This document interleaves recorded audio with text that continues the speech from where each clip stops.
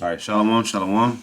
I'd like to start off first and foremost by giving all praises, glory, and honor to Yahweh, Bahashim, Yahweh Shai, Bahashim Rakal Kodesh. Double honors to the elders and the apostles, the great millstone who rule and teach well. Peace, love, salutations, and many blessings to those that are doing this work in truth and in sincerity. This video is based off of, this lesson is based off of this video, and the title of it is Planned Obsolescence. The wickedness of how Esau constructs everything on the earth. He purposefully builds defects into things so that they would decay over a period of time so he can come back and make more money off of it. All right, which ultimately is a very destructive pattern that creates a ton of freaking waste that ultimately destroys the whole entire earth and the ecosystem, that makes it to where all of the creatures of the planet cannot live in harmony with the earth that the Heavenly Father had created. Okay? And why is all of this done? Is done because these devils want money. And that's it. They want the filthy lucre. So I'm going to start off with a quick precept. This is 1 Timothy 6:10. It says, "For the love of money is the root of all evil, which while some coveteth after, they have erred from the faith and have pierced themselves through with many sorrows." So, because you want money, because you want the things that money can do for you, which money is a defense, and money can give you those things that will make you happy and give you enjoyment and pleasure out of this life. And because of that, the things that are done to obtain the money, especially when the world is in the hands of the wicked, are exceedingly wicked. So I'm going to play this video to show you exactly how the world is suffering under the rulership of the devil and how he rules the world through planned obsolescence and through consumerism, and how he profits from it. Now you see, you might have noticed how stuff that you buy today just doesn't really last as long as it used to. Whether it's a new phone or a t-shirt, things just break more easily. And then for some products, when you try and repair it, you find out that the manufacturer has specifically made it hard or even impossible to do so. However, predictably, it's all just a massive business tactic. And as crazy as this sounds, they are inadvertently turning everyone into mass consumers through a process called planned obsolescence. Now, this concept is often talked about in regards to the tech world, as one of the most famous cases was when Apple intentionally slowed down the processor speed on their old iPhones. In 2016, people all around the world started reporting battery issues in the iPhone 6 and 6S models. And this all happened at once. Now, Apple wrote it off as just a manufacturing issue. But then a year later, it was shown that the issue only started when people updated their operating systems, as Apple had snuck in their limiter with certain iOS updates, deliberately degrading the battery and usability of the phone to try and prompt customers to buy a new one. However, Apple wasn't the first, and they didn't come up with the scam themselves. In fact, companies have been putting this off for years. In the light bulb industry, for example, planned obsolescence has been used for decades. They first met in the early 1920s, where representatives from the largest US and European manufacturers all agreed to start making a worse product, as they artificially shortened the lives of their bulbs from 2,500 hours to just 1,000, making everyone in the country buy around 2.5 times more than they needed to.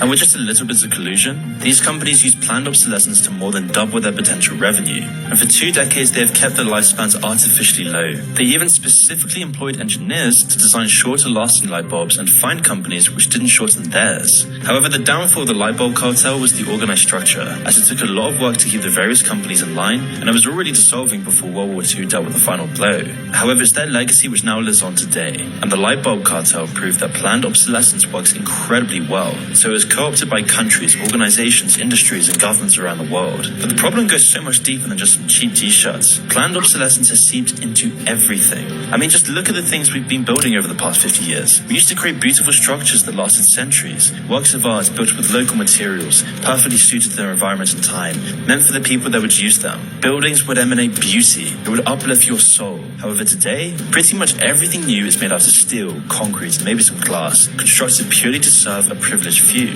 And you'll be lucky if they even last a half century before turning into a dilapidated eyesore. These glassy monuments don't sit with vacuity, have become the mainstay of all cities around the world. And it's not just the big important buildings. Cost-cutting and artificial lifespans have seeped into the roads we walk on and the places we live. I mean, Roman roads and infrastructure have lasted centuries after the Western Empire fell. But 2,000 years later, and our roads crumble to dust in just a few years. Potholes are everywhere. And the worst part of planned obsolescence and its impact in society is the waste. As companies are happy to tear the planets apart to make something that only lasts 6 months before it's added to the billions upon billions of tons of waste, all while supposedly doing everything they can to help the environment, even though they're destroying it. The real reason for this mass consumerism, though, is to keep the economic machine going. But it's our next scam that shows how fragile. All right, so you see that? These devils have actually taken manufacturing, instead of manufacturing products that will last for a long time so that that everything would be sustainable, they purposefully build defects for profit, right? And as he said, monuments that were built, and first and foremost, the so-called white man, a lot of these monuments, he didn't build those. That's why they're still lasting, because, the so-called white man is the wicked.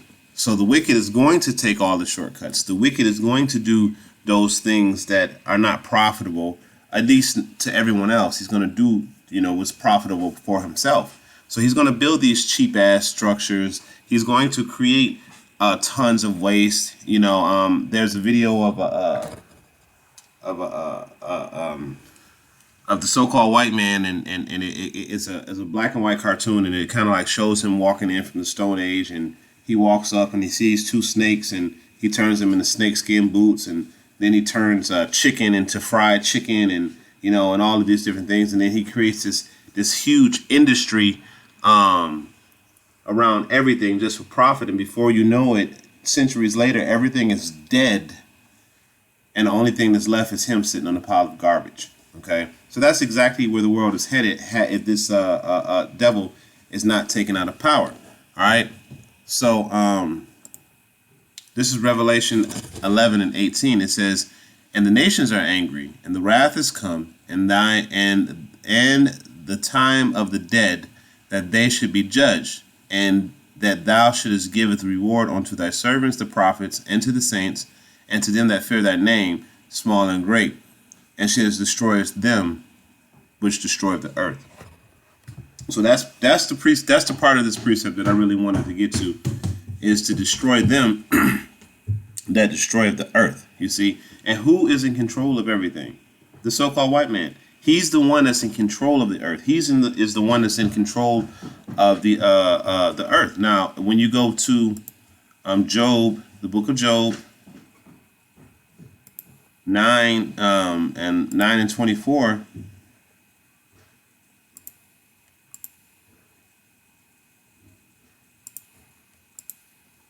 It reads, it says, "The earth is given into the hand of the wicked, and he coveteth the faiths of the judges thereof.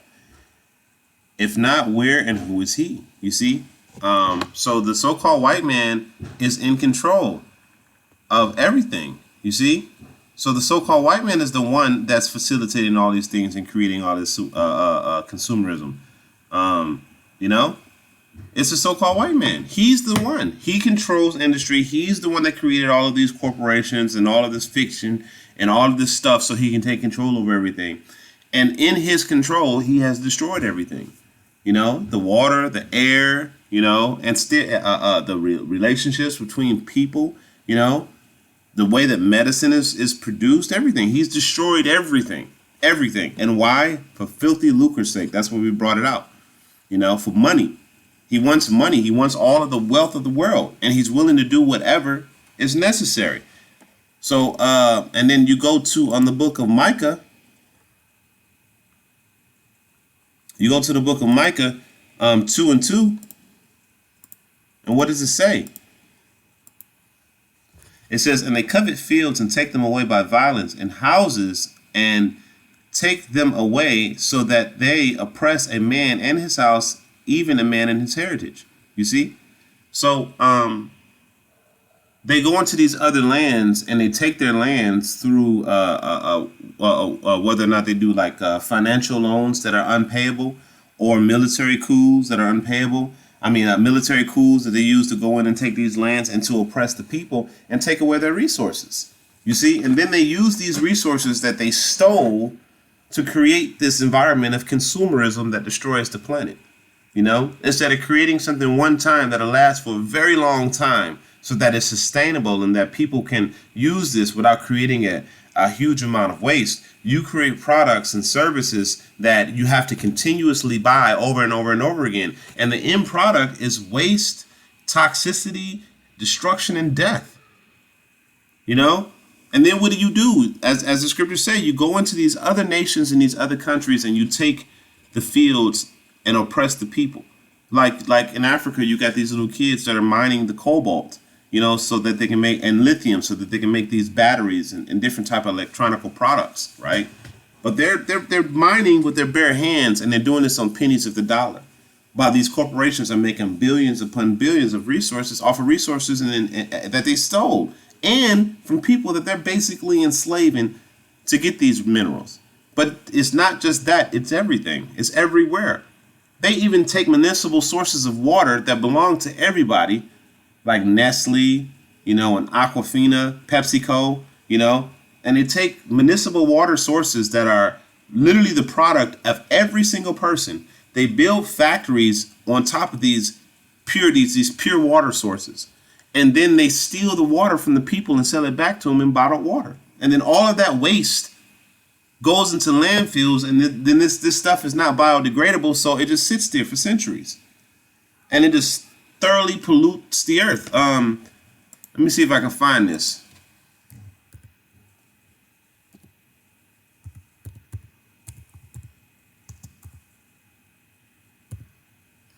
All right. So this is, I believe this is, hopefully they show it, but this is a plastic island. These are islands made of plastic from all of the junk that they dump in the seas. Look at this. Look at this. Plastic. An island made out of plastic. You know? Look at this. All of this junk in the water.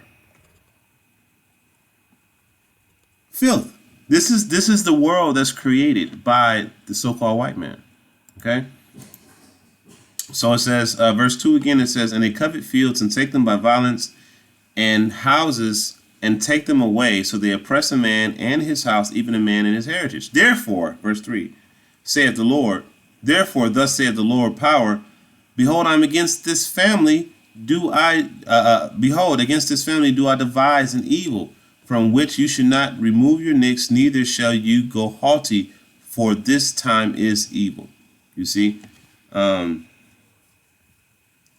Because these people are evil. And see, the thing is that what y'all don't understand about the so-called, what people don't seem to understand about the so-called white man, okay, is he does not try to be wicked. That's the thing. Y'all think that he just tried. No, he does not try to be wicked. He is wicked. Period. He is wicked. He cannot do anything unless it's conceived in wickedness. It has to be evil because he is the wicked, you know, like you'll watch some cartoons and you know, those cartoons in the past, and you get the mad scientist or just the person that's just evil, and every thought that they do is evil, you know.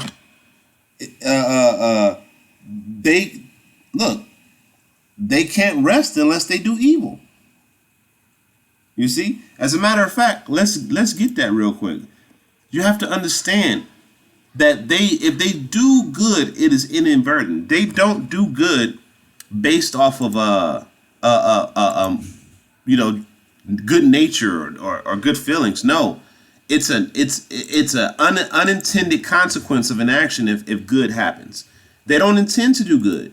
Everything they do is evil. Okay, this is Proverbs 4:16, it says, for they sleep not except they have done mischief, and their sleep is taken away unless they cause some to fall. You see? So this is what they do. They cannot do good because they are the wicked. This is what, Jake needs to understand. You know, when we sit there and we tell Jake, you know, that the so-called white man is the devil and that he is the wicked, We're saying this because, and he cannot do good, and we say there's not any good among them. They are genetically, just like an apple is genetically predisposed to be an apple. Just like a fish is genetically predisposed to be a fish, a cat is predisposed to be a cat. The wicked is predisposed to be the wicked. It is genetically embedded in them to be wicked. So they don't consider the latter end of things. Wait a minute. If we just continue to produce all of this stuff, eventually we're going to start running out of resources. Resources are going to run short. The stuff isn't biodegradable. We're going to start filling up lands and oceans, and ultimately we're going to destroy the environment that we need to flourish. Maybe we shouldn't do that. No, that's not how they think. They think, okay, well, the next generation be able to handle that. They'll take care of that. And then the next generation comes and they do worse than the previous generation. You see? So this devil is he's the harbinger of death. You know, that's what he does. That's him. He plans obsolescence in items so that you will be forced to buy more and then throw those items away, not even recycle most of them, and just so he can make more money. That's it. Here that the ground is suffering, the air is suffering, the people are suffering, the water is suffering, the animals are suffering, everything is suffering under the rulership of the so-called white man. You know, everything is messed up because this so-called white man.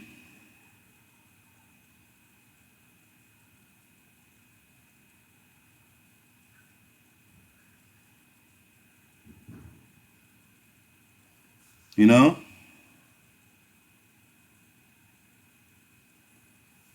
The whole earth groaneth. You know? Waiting for the Lord to come back. The whole earth. Why? You know, let's go to Romans real quick, and then I'm gonna grab a couple more precepts and get ready to close out.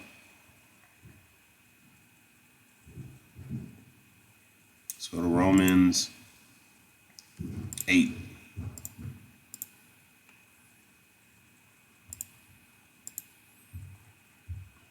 It says, "For we know that the whole creation groaneth and travaileth in pain until now. And not only they, but ourselves also. We have the first fruits of the Spirit, even we ourselves groan within ourselves, waiting for the adoption, to wit, the redemption of our body." Everything, all creation is waiting on the Lord to come back to get this parasite, to destroy this parasite, to get this thing off of us. Everything is waiting for this. Everything. Because this man will not stop. He cannot be satisfied. He cannot say, you know what, I'm not going to be with. He can't. It's not in him.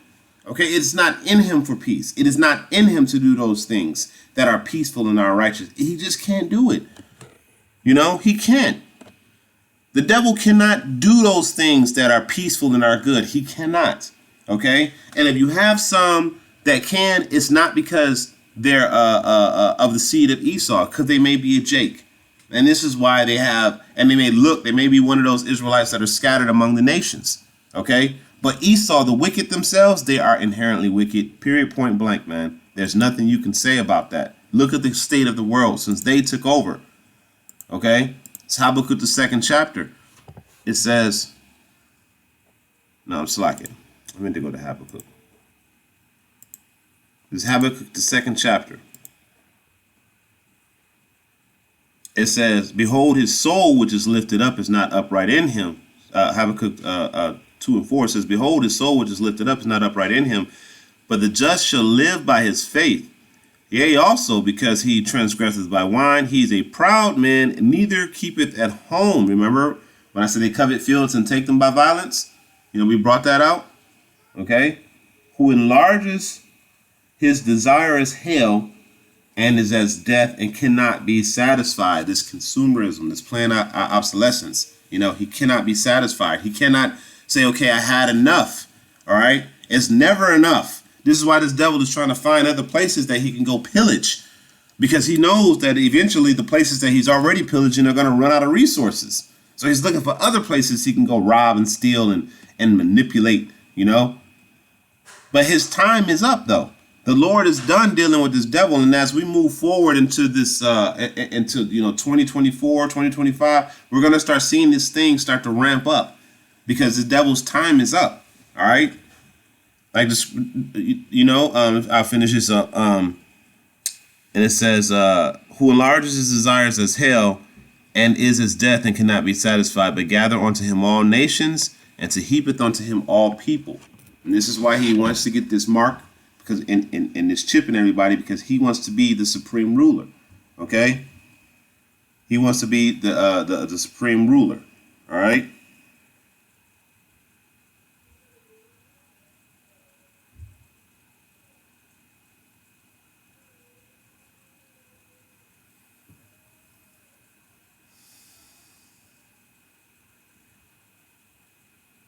All right, so I'm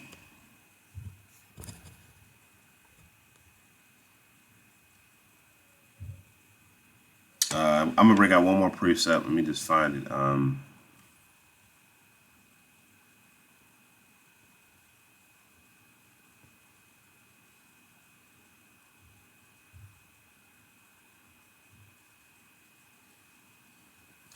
right, so this is Matthew.